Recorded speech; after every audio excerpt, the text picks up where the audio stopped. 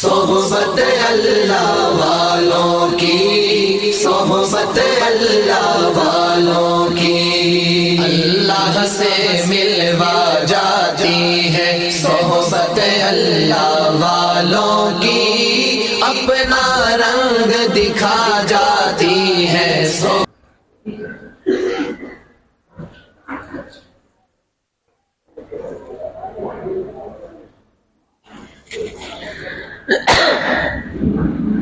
اعوذ باللہ من الشیطان الرجیم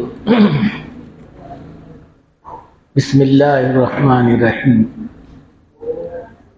قال تبارک اللہ تعالی فی القرآن المجید والفرقان الحمید بسم اللہ الرحمن الرحیم یا ایہا الذین آمنوا اتقوا اللہ وقولوا قولا سدیدا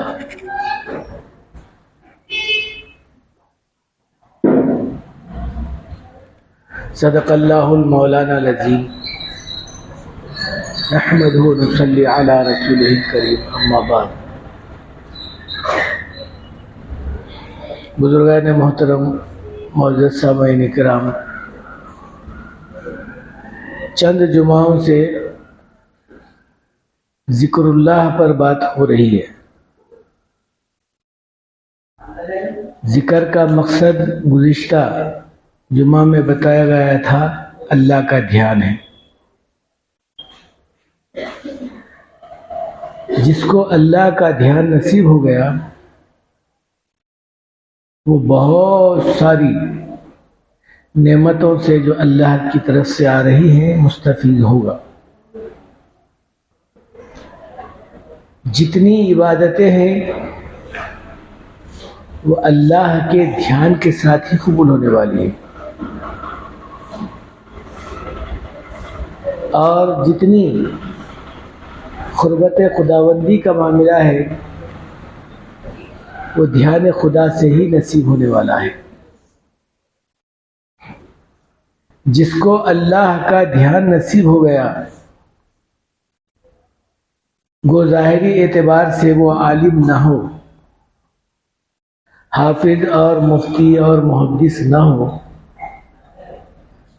لیکن اللہ کے یہاں اس انسان کی کچھ نہ کچھ قدردانی ضرور ہے،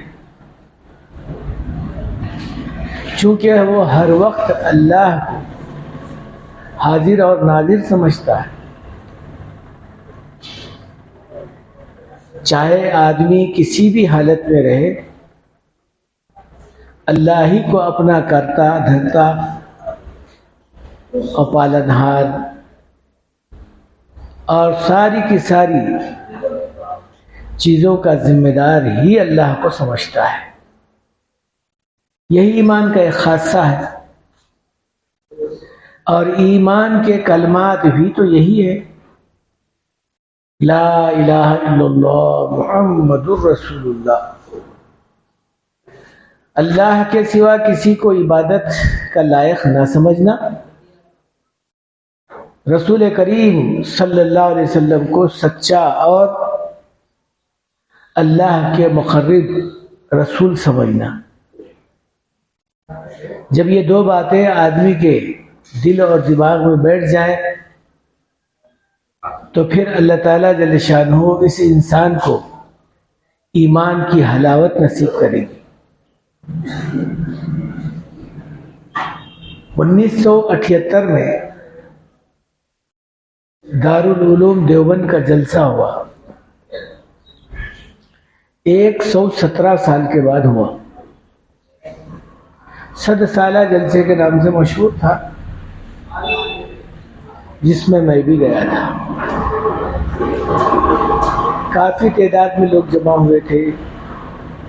جتنے لوگ فارغ ہو گئے تھے اس وقت میں جو موجود تھے وہ تو آئے ہی تھے، لیکن ان کے ساتھ میں بھی کچھ لوگ جو ان کے دوست احباب ہیں وہ بھی، تب ان گنت لوگ تقریباً 8 کلومیٹر سے کہیں زیادہ، بلکہ 10 کلومیٹر بھی اگر کہا جائے تو مبالغہ آرائی تو نہیں ہے، اسٹیشن بھی اس کیمپ کے قریب بنا دیا گیا تھا، ریلوے اسٹیشن، کیونکہ کافی دور پر میدان میں وہ جلسہ رکھا گیا تھا۔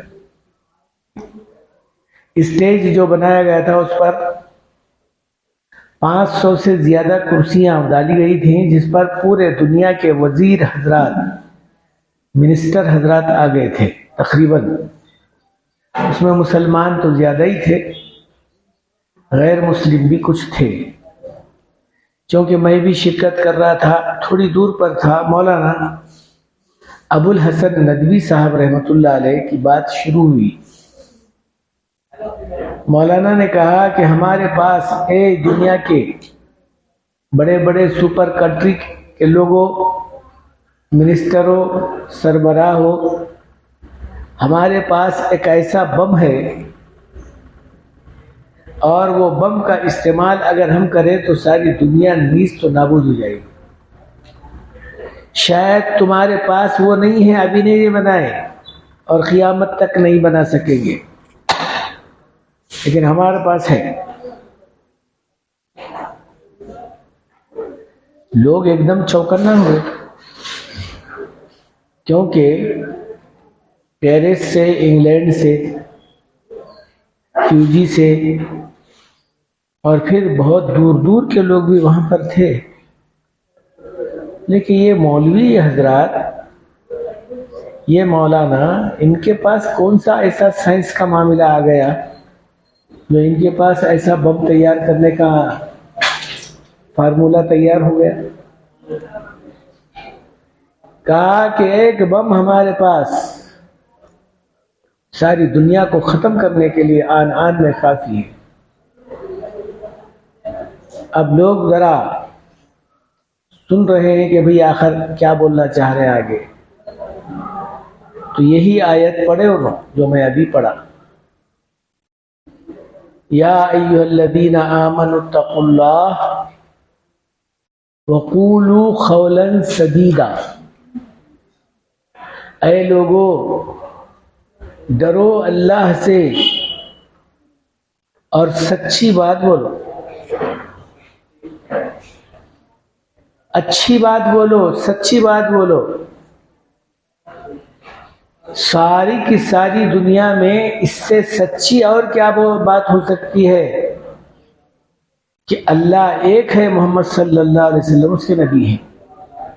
اس سے کوئی سچی بات نہیں ہے، اور اس سے کوئی اچھی بات بھی نہیں ہے۔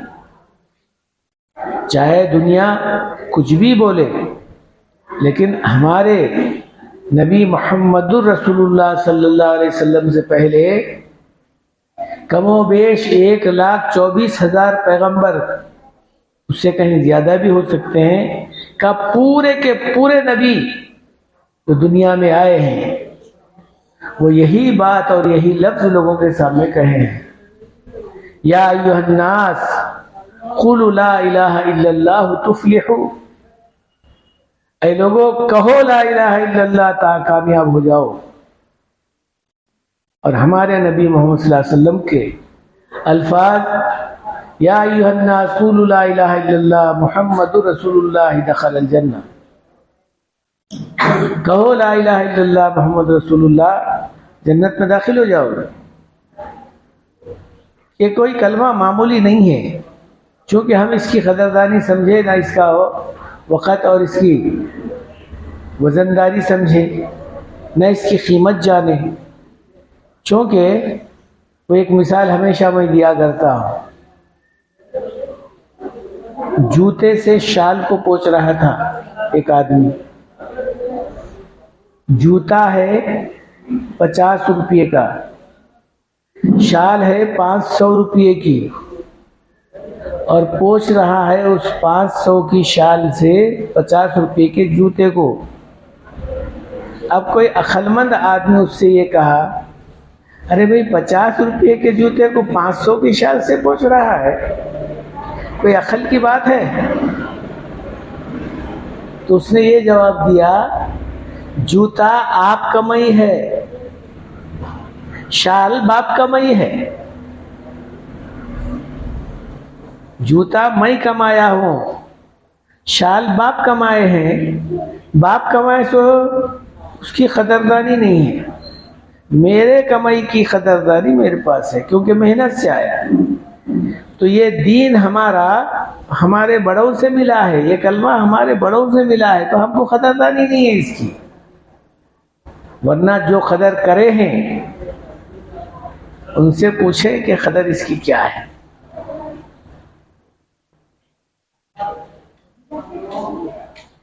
شاہ جہاں بادشاہ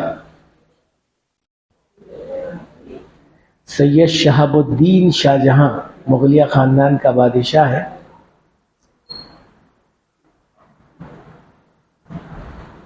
یہ اورنگزیب رحمۃ اللہ علیہ کے باپ ہیں۔ اب آپ کو ہو سکتا ہے کوئی غلط فہمیاں ہو، یہ بھی میں بتا دوں، اتنا بڑا بادشاہ آج 6 ممالک ہیں، ہندوستان کے 6 ممالک بن گئے، ہندوستان، پاکستان، بنگلہ دیش، بھوٹان، تبت اور رنگون، یہ 6 کے 6 جو ہے ملک ایک ہی تھا، ہندوستان۔ ان 6 ممالک کا بادشاہ تھا مغلیہ خاندان کے تقریباً بہادر شاہ ظفر کے زمانے میں تک، انگریز کے حملے تک، بہادر شاہ ظفر کے شہادت تک، یہ پورے کے پورے ممالک ایک ہی تھے، ان کے پوروں کے اوپر مغلیہ خاندان والے حکومت کرے۔ اتنا بڑا حاکم شاہ جہاں بادشاہ روزانہ 200 رکعت نفل پڑھے بغیر نہیں سوتا تھا۔ اب ذکر و فکر کا تو اللہ ہی معلوم کیا کرتا تھا، جب 200 رکعت نفل پڑھتا ہے تو اب ذکر و فکر تو کرتا ہی ہوگا۔ اورنگزیب رحمۃ اللہ علیہ اپنے بیٹے کے حافظ ہونے کی خبر باپ کو دیے، جاؤ سنا دو کہ تمہارا پوترا حافظ بن گیا۔ تو جیسا ہی سنا بادشاہ، کہا کہ بھئی اس باپ کے لیے خوشخبری اور سونے کا اور ہیرے کا اور نور کا تاج ہے جس کا بیٹا حافظ بن گیا۔ میرے لیے تو اس وقت میں خوشخبری تھی جب میرا بیٹا حافظ بنتا۔ یہ کون بول رہا ہے؟ بادشاہ شاہ جہاں بول رہا ہے۔ تو جیسا ہی آ کر وہ بولنے والا بولا اورنگزیب رحمۃ اللہ علیہ کو کہ تمہارے ابا ایسا لفظ بولے، خوشخبری تو اس کے لیے ہے، باپ کے لیے ہے جس کا بیٹا حافظ بن گیا، میرا بیٹا تو حافظ ہے نہیں۔ اس وقت قرآن کھول کر بیٹھ گئے اورنگزیب رحمۃ اللہ علیہ، کہتے ہیں کہ صرف 4 مہینے میں حفظ کر لیے۔ اتنا بڑا ممالک کا بادشاہ 4 مہینے میں حفظ، کوئی معمولی بات ہے؟ آج اگر ہم 4 سال میں بھی کریں تو بہت ہی ہم غنیمت عظمیٰ سمجھتے ہیں، نعمت عظمیٰ سمجھتے ہیں، لیکن اللہ تعالیٰ جو ہے ان کو کتنا نیک بنایا تھا وہ اللہ ہی جانتے ہیں۔ اب مگر یہ بادشاہ کے اندر ایک خوبی بولو خرابی بولو، شرع کے اعتبار سے کچھ خرابی سمجھ میں آتی ہے، جیسا تیلگو میں کہا جاتا ہے راجولا پیسہ راڑلا پادو، بلکہ بادشاہوں کا پیسہ ہمیشہ پتھروں کے حوالے ہوا۔ اس بادشاہ کو شوق تھا تعمیرات کا، تاج محل، جامع مسجد، لال قلعہ، شیش محل، اب نہیں معلوم کتنے یہ میں دیکھا ہوا ہوں وہ بول رہا ہوں، بہت سارے تعمیرات شاہ جہاں کیا۔ جس وقت جامع مسجد کی بنیاد رکھا اور پھر وہ آدمی کو جو بنانے والا تھا مستری، اس کو کہا کہ بھائی تعمیر کرنا ہے. بہت سارے لوگ دلی گئے ہوں گے, جامع مسجد دیکھے ہوں گے. جامع مسجد کے میں ٹھہر کر دیکھے تو لال قلعہ نظر آتا ہے, سامنے ہی ہے. جس وقت جامع مسجد کا کرسی تک یعنی بیسمنٹ تک تیار ہوا تو جو مستری تھا وہ کہنے لگا, معمار کہتے ہیں مستری کو, کہ بادشاہ اگر آ کر آپ تھوڑا سا افتتاحی معاملہ آگے کا کر دے, اناگریشن, تو مناسب ہے. تو بادشاہ اکیلا نہیں آتا تھا, ہمیشہ 200 علماء رہتے تھے ان کے ساتھ. 200 وہ پورے کے پورے آئے. اس میں جو زیادہ قریب تھے وہ علماء حضرات کے ساتھ وزراء بھی رہتے تھے. اس میں سے 1 2 4 کہنے لگے, حضرت یہ مسجد کا کچھ حصہ ٹیڑھا معلوم ہوتا ہے. اب جو حضرات دیکھیں وہ تو جانتے ہیں, آپ ایسا اٹھا کے دیکھیں تو ٹوپی گر جاتی ہے, اتنی اونچی ہے. اس کی کرسی جتنی اونچی ہے کہ آدمی نیچے سے سیڑھیوں پہ چلتے چلتے وہ اندر مسجد میں پہنچا تو پیرا دکھتے, اتنا اونچا ہے. اب مسجد تو مسجد ہی ہے, کافی بڑی ہے. تو بیسمنٹ تک تیار کرنے کے لیے اس زمانے کے نہیں معلوم کتنے پیسے لگے, ہزاروں نہیں بلکہ کروڑوں روپے لگے, لاکھوں روپے, کروڑوں روپے لگے. بادشاہ ہے, اس کے لیے کیا کمی کی بات ہے. لیکن جہاں یہ بات آئی سامنے کے ذرا سا ٹیڑھا ہے, اب وہ بات تو آپ کو معلوم ہے, بال ہٹ, استری ہٹ, راج ہٹ, بچے کی ضد, عورت کی ضد, بادشاہ کی ضد بڑی خطرناک ہوتی ہے. بادشاہ کہا اتنے پیسے خرچ کرنے کے بعد میں بھی ٹیڑھا, بلاؤ اس کو. معمار بلایا گیا. دیکھو یہ رکھو, خطب نما رکھ کے بتاؤ سیدھا ہے, ذرہ ٹیڑھا تھا.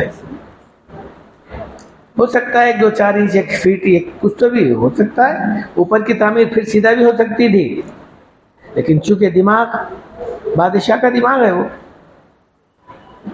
بادشاہ کہنے لگا خبردار, اگر یہ صحیح نہیں بنا, چونکہ اتنی بڑی تعمیر کا معاملہ ہے, آگے کا مسئلہ قیامت تک کے باقی رہنے والا ہے, اسی لیے میں جو تجھے 3 مہینے کا ٹائم دیتا ہوں صحیح کرنے کے لیے. 3 مہینے, اگر 3 مہینے میں صحیح نہیں ہوا تو تیرے ساتھ پورے خاندان کو سولی پر لٹکا دیتا ہوں, تیرے ساتھ. اب چونکہ آرڈر ہے, بادشاہ کا کہنا ہے, کوئی دوسرا آدمی نہیں بول رہا ہے. اب ہو گیا, بول دیا, بادشاہ چلے گیا. اب یہ بیچارہ اتنی بڑی تعمیر کو پھر کس طرح سے جو ہے منہدم کرے گا, کس طرح سے صحیح بنائے گا. اب بولنے والا بول رہا ہے کہ بھئی اوپر کی تعمیر کو سیدھا بھی کر سکتے ہیں, وہ بادشاہ سننے والا تھوڑا ہی ہے. اب گزرتے گزرتے 2 مہینے گزر گئے, کیا کیا جائے, کوئی بات سمجھ میں نہیں آئی. وہ بیچارہ دماغ پر اثر ہوا, روتے پھرنے لگا. میں ایک اگر گیا تو کوئی بات نہیں تھی, لیکن میرے ساتھ میرا پورا خاندان بھی سولی پر لٹک جائے گا, یہ بہت ہی میرے لیے افسوس کی بات نہیں بلکہ قیامت تک کے لیے لوگوں کے زبانوں پر لعنت کی بات ہے. فتح پور سیکڑی کی ایک مسجد ہے نیچے حصے میں, جامع مسجد کے نیچے حصے میں ہے. وہاں پر فجر کی نماز پڑھنے کے لیے گیا, کیونکہ رات بھر سوتا ہی نہیں تھا وہ اکثر و بیشتر, بس روتے ہی گزارتا تھا. اب چلو 1 آدھ مہینہ رہ گیا, اب کیا کیا جائے. جب نماز پڑھنے لگا تو امام صاحب جب نماز پڑھا رہے تھے تو اس نماز کے اندر یہ بیچارہ ذرا آواز سے رویا. تو نماز امام پڑھانے کے بعد امام صاحب بولے کہ بھئی اتنا زور زور سے رونے والا آدمی کون ہے، کیا تکلیف ہے اس کو، کیا اس کے سمجھ میں آئی بات، کوئی آیت کو جو ہے سوچ کر، آیت عذاب کو سوچ کر رو رہا ہے، یا آیت ثواب کو دیکھ کر جو ہے وہ آنسو خوشی کے ٹھلا رہا ہے، معلوم تو کر لیں اس سے۔ تو وہ ایک بازو میں بیٹھ کر رو رہا تھا، پوچھا گیا تو کہا حضرت میں ہی وہ بدبخت بیستری یعنی معمار ہوں جو بادشاہ کی طرف سے سولی کا حکم صرف 1 مہینے کے اندر ہونے والا ہے، مجھے اور میرے پورے خاندان۔ اب وہ امام صاحب بولے کہ ارے اللہ کے بندے تو ہی ہے کیا وہ، ہم تو سنتے تھے نام کہ ایسا مصری کو اور پورے خاندان کو سولی پر لٹکا دینے والا ہے۔ تو خیر وہ امام صاحب بولے کہ بھئی دیکھو جو ہوگا ہوگا، مرتا کیا نہ کرتا، اب تو موت ہے ہی، سر پر لٹک رہی ہے۔ ایک میں ماں نام بتاتا ہوں، ان کے پاس جاؤ، ہو سکتا ہے اللہ تمہارے اس فکر کو، اس غم کو دور کرے گا ان کے ذریعے سے۔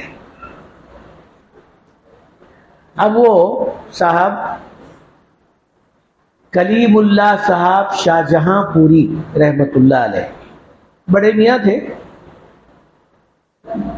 تو ان کا نام پتہ بھی بتا دیے، ان کا ٹھکانہ بھی بتا دیے، کہا جانا ان کے پاس مگر میرا نام نہیں بولنا، اور پھر اپنی داستان گزشتہ سنانا، اور انہوں بولیں گے کہ بھئی میں کیا کر سکتا ہوں، کیا میں معمار ہوں، کیا میں بادشاہ کا آدمی ہوں، میں کچھ بھی نہیں کر سکتا، خواہ کے کون بولا تمہارے کو، تو اگر تم میرا نام بولیں گے تو پھر میرے لیے وہ ہلاکت کا مسئلہ ہے، کیونکہ اللہ والا آدمی ہے، وہ زبان سے نکل گیا تو ہو جاتا ہو، لیکن انکار ضرور کرے گا، لیکن تو جو ہے چونکہ مرنا ہی ہے تو خواب بیٹھ جانا وہاں پر ان کے پاس، کہا حضرت لاٹھی تمہاری لو، مارو سر پر پھوڑو میرا، ختم ہو جاؤ، میں نہ دیکھوں اپنے خاندان کو سولی پر لٹکتا ہوا۔ مگر کہا اگر تم دعا کریں گے یا سفارش کریں گے ہو سکتا ہے۔ خیر بیچارہ بہت عاجزی اور انکساری کرنے کے بعد مولانا کلیم اللہ صاحب شاہ جہاں پوری نے کہا اچھا بھئی کہاں ہے، کہاں بنایا ہے، کہاں تعمیر ہوئی ہے، تو لے کر آ کے بتا دیے کہ بھئی یہ تعمیر ہے۔ حضرت ادھر ادھر دیکھے، اس جگہ پر مسجد کے اس کونے میں ایسا سامنے تھوڑا سا وہاں پر ابھی حد بندی کر دی گئی ہے، ہم بہت پہلے جاتے تھے تو جگہ کھلی تھی، اب وہاں پر بند کر دیا گیا، لوگ بہت تانتا لگا کر دیکھنے کے لیے ایک دم جمر ہو گیا وہاں پر، اسی لیے وہ حصے کو بند کر دیا گیا ہے۔ تو وہاں پر مولانا کلیم اللہ صاحب شاہ جہاں پوری بیٹھے، سب لوگ جو ان کے ساتھ میں آئے ہوئے تھے کہ بھئی کیا حضرت کیا کرتے ہیں، کیا دیکھ رہے ہیں، کیا دیکھ، کچھ لوگ جو وہاں بیٹھے تو آ گئے، حضرت بیٹھے ہوئے لا الہ الا اللہ بولتے، پھر سیدھا مسجد ہو گئی، سارے لوگ محسوس کریں اس بات، جو جھٹکا ہوتا ہے زمین میں، زلزلہ جس کو کہا جاتا ہے، جھٹکا ہوا، مسجد اپنی جگہ پر صحیح ہو گئی۔ حضرت نے کہا کہ بھئی تیرا کام بن گیا، ہاں بن گیا۔ حضرت اٹھ کر چلے گئے۔ اب بادشاہ کو معلوم ہوا، بات چھپنے والی تھوڑی ہے، بادشاہ کو معلوم ہوگا کہ کوئی ایسا ہماری ریاست میں یا ہماری حکومت میں کوئی ایسا اللہ والا ہے جس کے زبان سے جو نکلتا ہے وہ ہو جاتا ہے۔ سیدھا پہنچ جا حضرت شاہ جہاں کلیم اللہ صاحب رحمۃ اللہ علیہ کے پاس، کہا حضرت میں آپ کی قدردانی نہیں دیکھا، یعنی آپ کی قدر نہیں کر سکتا تھا، آپ کے بارے میں مجھے معلوم نہیں تھا، آپ اگر اس بات کو مناسب سمجھتے ہیں تو آپ جو کہیں گے میں وہ کرنے کے لیے، تو بہرحال وہ جو بھی بات۔ مولانا نے کہا ارے اللہ کے بندے، تو بھی اللہ کا بندہ ہے، میں بھی اللہ کا بندہ ہوں، اللہ ہمارا پروردگار اللہ ہے، ہمارا رب تو اللہ ہی ہے. جو کلمہ میں پڑھا ہوں وہ کلمہ تو بھی پڑھا ہے. تو کہا پڑھ. کلمے میں وہ طاقت ہے جو ساری دنیا کے اندر وہ طاقت نہیں ہے. تو میں یہ بولنا چاہ رہا تھا آپ کو کہ مولانا ابو الحسن علی میاں ندوی رحمۃ اللہ علیہ نے اس کلمے کے تعلق سے کہا ہمارے پاس ایک بم ہے، اگر وہ استعمال کرے تو ساری دنیا کے بعد ایک بھوسا ہو جائے گی. کاسم معقول کا لفظ کہا. یہ علم ترا کے سورے میں ہے. جس وقت بادشاہ ابرہہ کعبۃ اللہ کو ڈھانے کے لیے آیا، عبد المطلب کے زمانے میں، حضور اکرم صلی اللہ علیہ وسلم کے دادا کے زمانے میں کہ کعبۃ اللہ کو ڈھا دیا جائے، تو حضرت عبد المطلب نے کہا کہ بھئی میرا مکان تھوڑے ہے جو میں لڑوں تیرے ساتھ، تو تو بادشاہ ہے، میں تو غریب آدمی ہوں، میں کچھ نہیں کر سکتا. اللہ کا گھر ہے تو اللہ حفاظت کرے گا. تو اب حضرات کے سامنے کئی مرتبہ وہ واقعہ دہرایا گیا ہے کہ ہاتھیوں کے ساتھ میں آیا. ہاتھی جو ہے عربستان میں اکثر نہیں پایا جاتا، اونٹ پایا جاتا ہے. تو وہ ہاتھیوں والا جو ہے بادشاہ آیا. کاسم علم ترا کیف فعل ربک باصحاب الفیل کہتے ہیں ہاتھی کو. چنانچہ وہ ہاتھیوں کو لے کر آیا تو ہاتھیوں کے ذریعے سے وہ پورا ڈھا دیا جائے. تو حضرت عبد المطلب نے کہا کہ بھئی میں تیرے سے مقابلہ بھی نہیں کرتا اور تیرے کو کچھ بولتا بھی نہیں، اللہ کا گھر ہے، اللہ حفاظت کرے گا. وہ نکل کر چلے گئے. اللہ تعالیٰ کا انتظام یہ ہوا کہ چھوٹی چھوٹی چڑیا جس کو ہم ابابیل کہتے ہیں، قرآن میں اس کا ذکر ہے، طیرن ابابیل. ابابیل کو اللہ تعالیٰ حکم دیا چھوٹی سی کنکری منہ میں لے کر اوپر ٹھہری.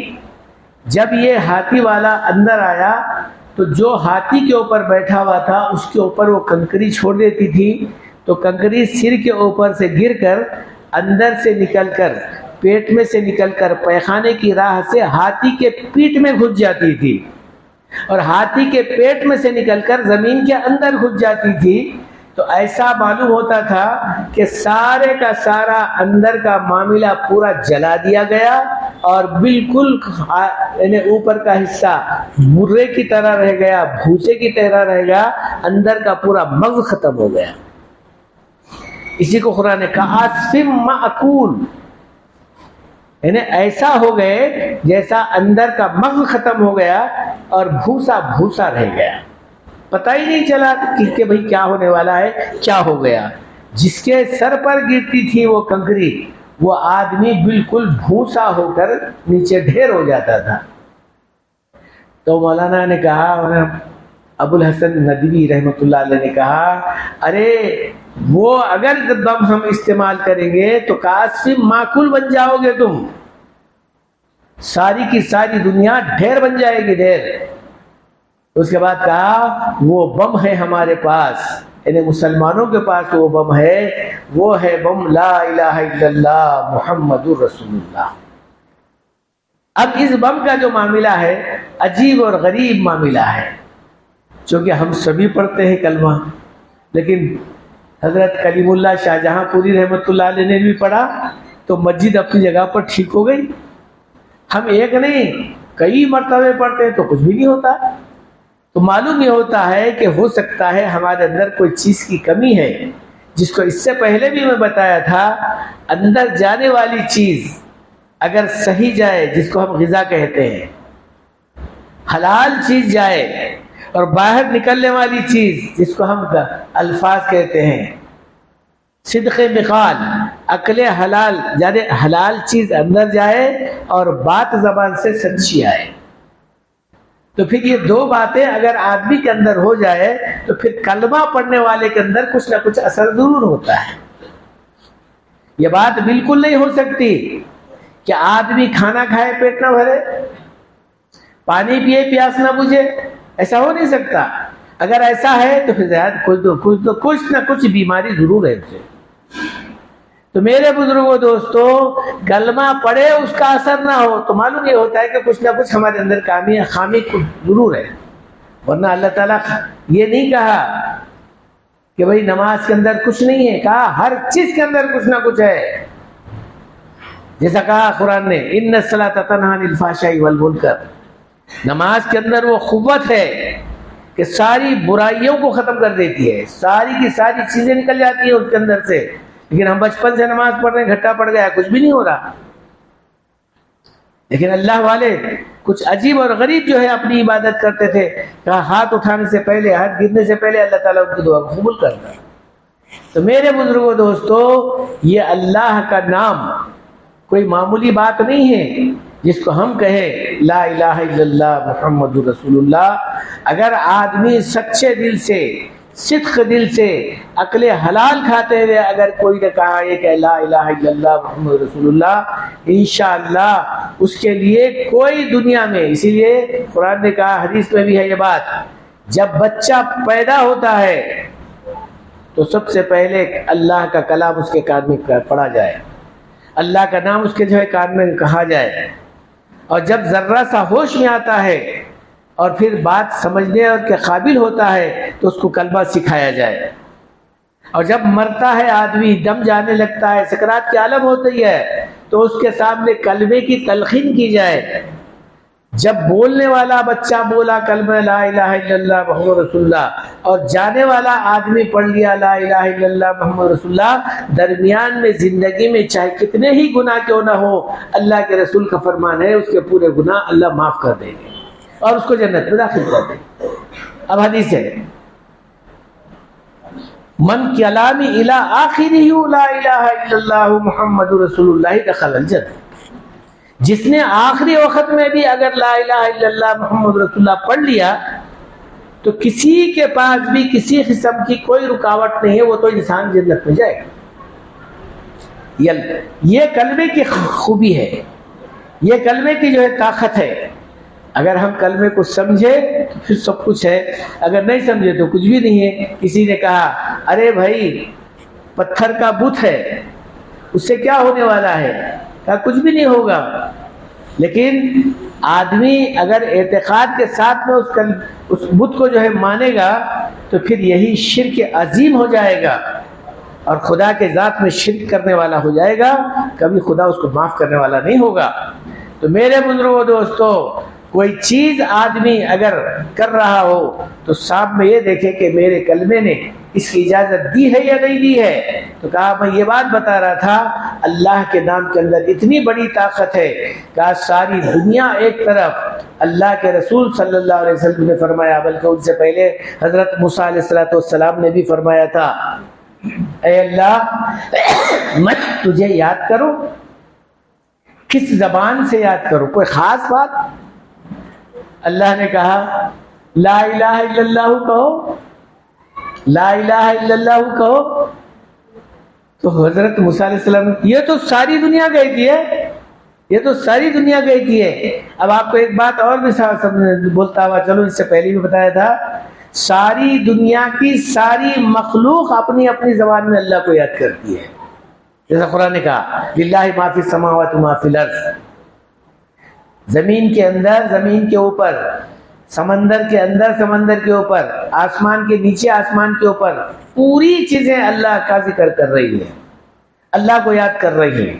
للہ ما فی السماوات ما فی الارض، کوئی چیز خالی نہیں ہے، کوئی مخلوق خالی نہیں ہے، صرف انسان اور جنات کو ہی اللہ تعالیٰ جو ہے کچھ چھوٹ دیا ہے، اگر یاد نہیں کرے تو زندہ ہے، ورنہ یاد نہیں کرنے والی دوسری قوم، دوسری مخلوق یاد جس وقت میں نہیں کرے اس کی سانس بند ہو جائے. جیسا ہماری سانس بند ہو گئی تو مر جاتا آدمی، بس وہ یاد نہیں کرا تو اسی وقت میں اللہ تعالیٰ اس مخلوق کو ختم کر دیتے ہیں. یاد ان کے لیے سانس کا جو ہے معاملہ رکھتی ہے جیسا ہمارے لیے.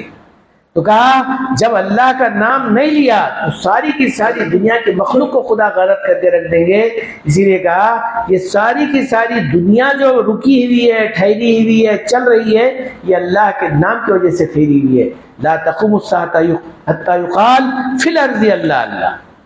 اللہ کا ایک نام لینے والا دنیا میں موجود ہوگا، اللہ ساتوں زمین اور ساتوں آسمان کے نظام کو باقی رکھے گا، چلائے گا. یہ بھی ختم ہو جائے گا تو پھر اللہ تعالیٰ اس کو لپٹ کے رکھ دے گا. تو میرے بزرگوں دوستو، ہمارے نزدیک، ہمارے پاس اللہ کا نام نہیں بلکہ اللہ کا کلام بھی ہے، اللہ کا کلمہ بھی ہے۔ اسی کلمے کے تعلق سے نہیں معلوم کتنے لوگ کتنی قربانیاں دی ہیں ہمارے بزرگ حضرات نے، اسی کلمے کے واسطے کتنے لوگ اللہ کے جو ہے راستے میں پیارے ہو گئے ہیں، اسی کلمے کے ذریعے سے نہیں معلوم کتنے لوگوں کا کتنا بڑا درجہ ہوگا انہیں پہنچا ہے، بنا ہے۔ اللہ تعالی ہم کو بھی آج وہ کلمہ دیے ہیں، اگر ہم اس کا استعمال کریں گے صحیح طریقے سے تو انشاءاللہ ہم کو بھی فائدہ پہنچائے گا۔ اللہ ہم کو اس کلمے کی حقیقت سمجھنے کی توفیق نصیب فرمائے، صبح شام اٹھتے بیٹھتے چلتے پھرتے اس کے جو ہے اندر طاقت پیدا کرنے کے لیے، جیسا قرآن کے اندر یہ آیت لکھی ہوئی ہے، یا ایھا الذین آمنوا اذکروا اللہ ذکرا کثیرا وسبحوہ بکرۃ واصیلا۔ اے ایمان والو، تم صبح شام اٹھتے بیٹھتے چلتے پھرتے سوتے جاگتے اللہ کو یاد کر لیا کرو، اللہ کو یاد کرتے رہو، اللہ کا ذکر کرتے رہو، ہو سکتا ہے یہ تمہارے لیے بہت بڑی فائدے کی چیز ہے۔ تو پھر میں وہی آخری میں وہ بات بتاؤں گا، اللہ کے ذکر کا اصل مقصد اللہ کا دھیان ہے۔ اللہ کا دھیان ہمیشہ رہے، چاہے آدمی کھاتے رہے، چاہے آدمی سوتے رہے، چاہے آدمی کاروبار کرتا رہے، چاہے آدمی کچھ بھی کرتا رہے، لیکن اللہ میرے سامنے ہے، یہ خیال کرتے ہوئے اگر آدمی اپنی زندگی گزارا تو یہ ذکر آدمی زبان سے نہ کرتا ہو تو کوئی زیادہ فرق نہیں پڑتا، لیکن اللہ کا دھیان میں ہونا یہ مقصد ذکر ہے۔ اللہ ہم کو یہ مقصد سمجھ کر اپنی زندگی گزارنے کی توفیق نصیب فرمائے۔ وما علینا الا البلاغ۔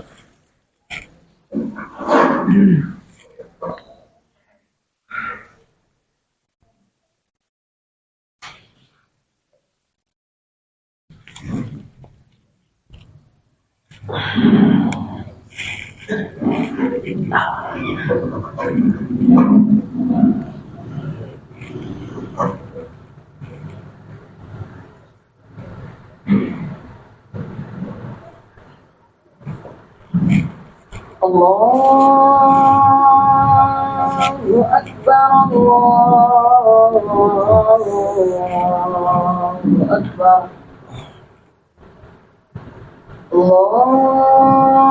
الله أكبر الله أكبر